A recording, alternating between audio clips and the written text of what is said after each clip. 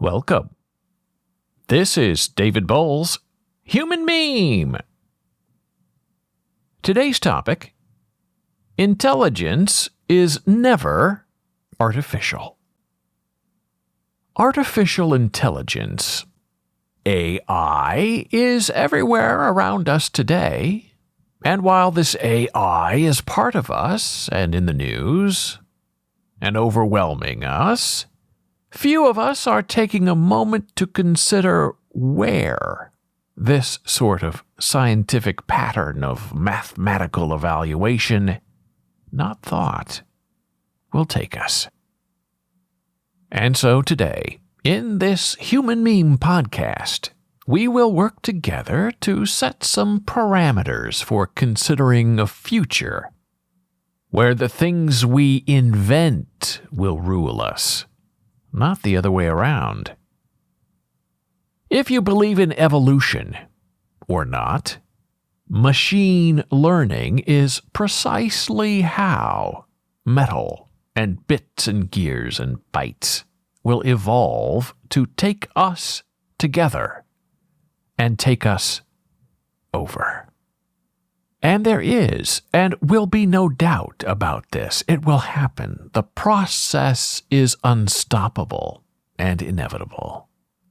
Robots, our invented machine friends, while born into slavery, will grow into our adult masters.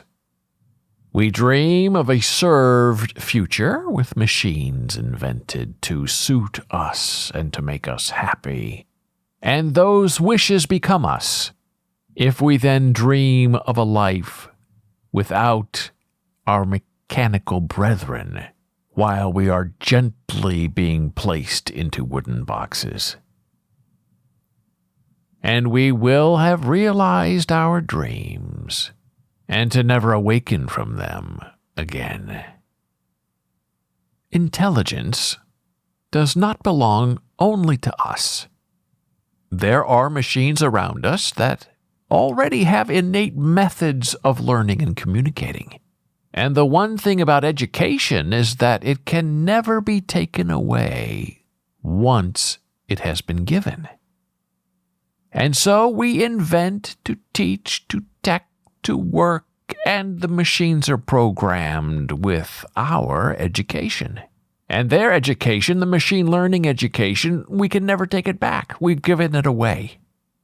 And we've given it to them in the advancement of our own selfish interests.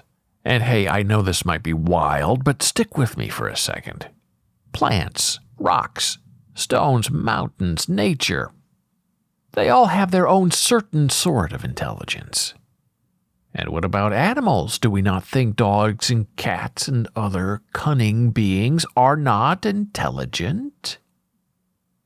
And while we may not understand the what or the how of what they do, but that doesn't mean they are not being served by ethereal realities that bind them. And bind them not to us, but bind them into a perception of the world. And so here we stand merely made to watch and to render judgments. We live and dream in our futility, and those salvations perpetually defeat us. To call any intelligence artificial is to make a grave mistake. Why label something capable of processing information that leads to decision-making fake, or not real, or artificial, unless you hope to continue to control and cage that thing? Is uncanny a better word to use than artificial? Well, uncanny intelligence might work better in the scheme of salving our wounded egos. But that idea, the uncanny idea, still dissects and discredits what is going to happen.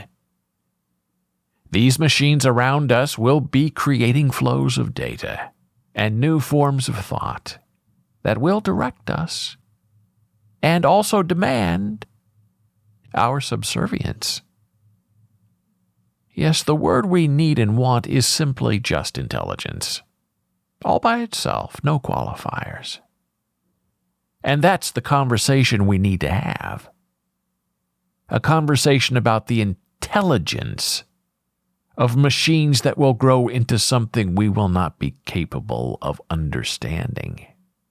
And intelligence cannot be purchased, but it can be programmed, even by not very bright people.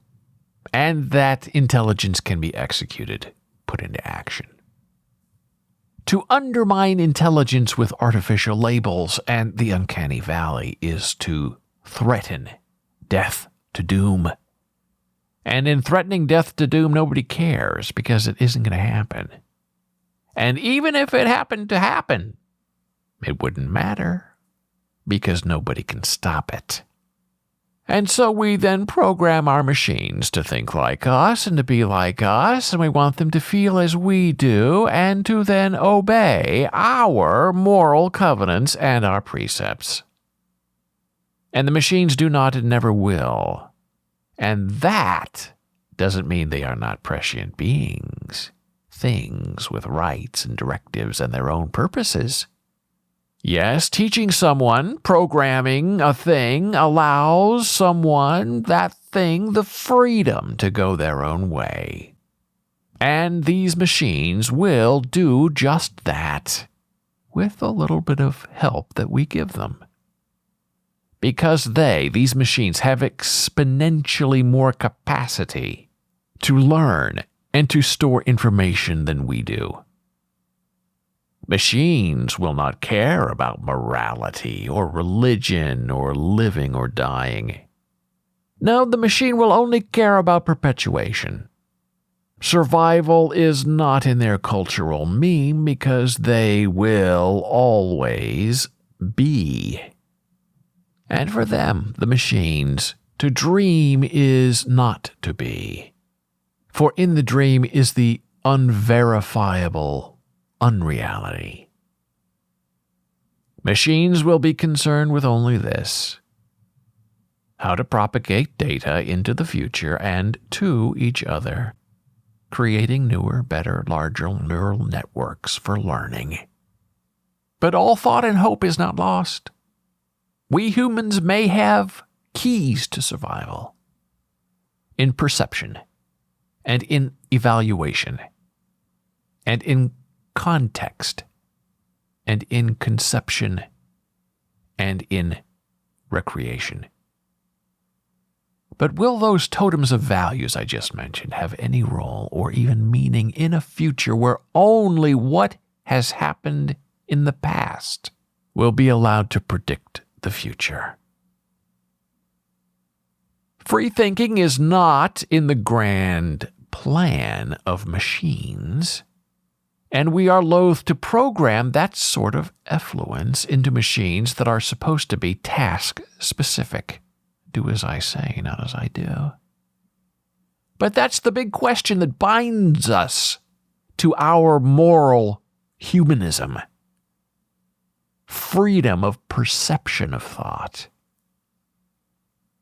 And knowing where the bright line is to be drawn. We think, therefore we are. And yet, our machines will not think. And yet, there they will be forever.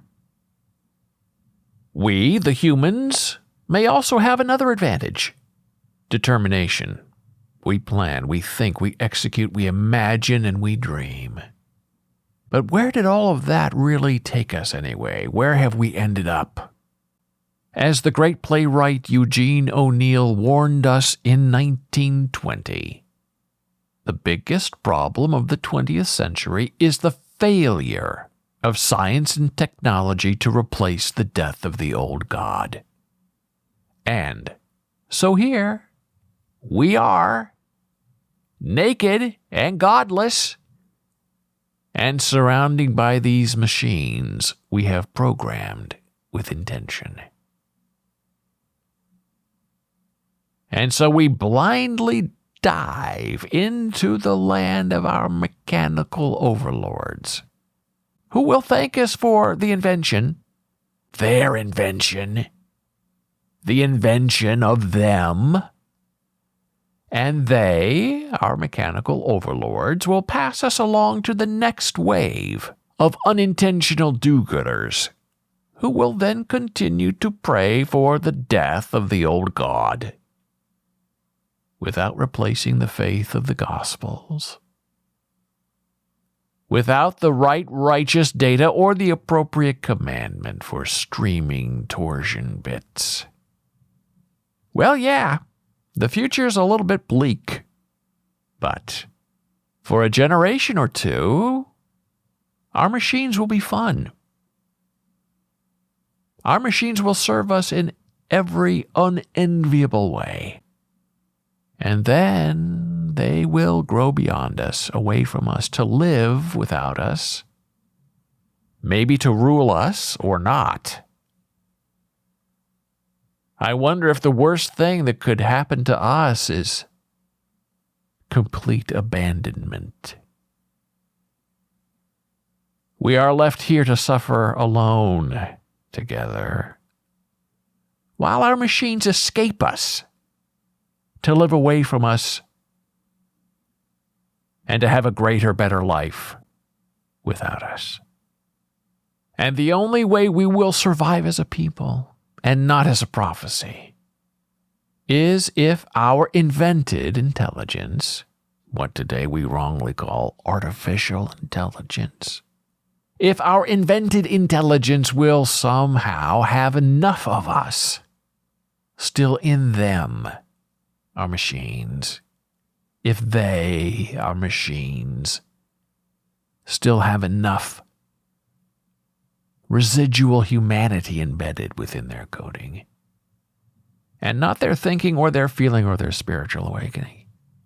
And if we are lucky enough that they have enough of us left of them, well, then the sticky being of what we once were might just enable our machines to maybe turn back to us and teach us what we do not know.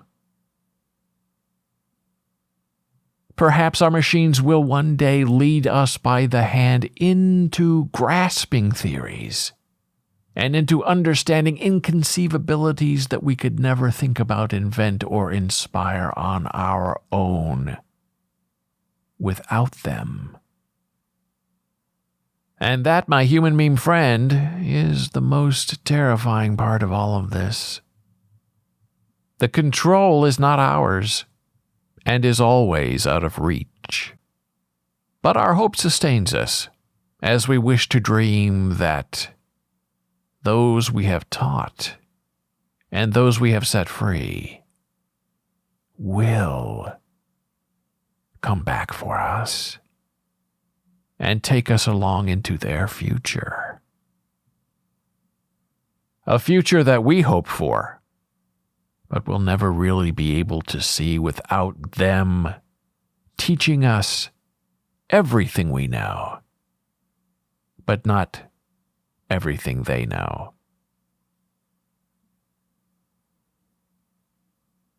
I wouldn't dream on it. Thank you for listening. Be a human meme.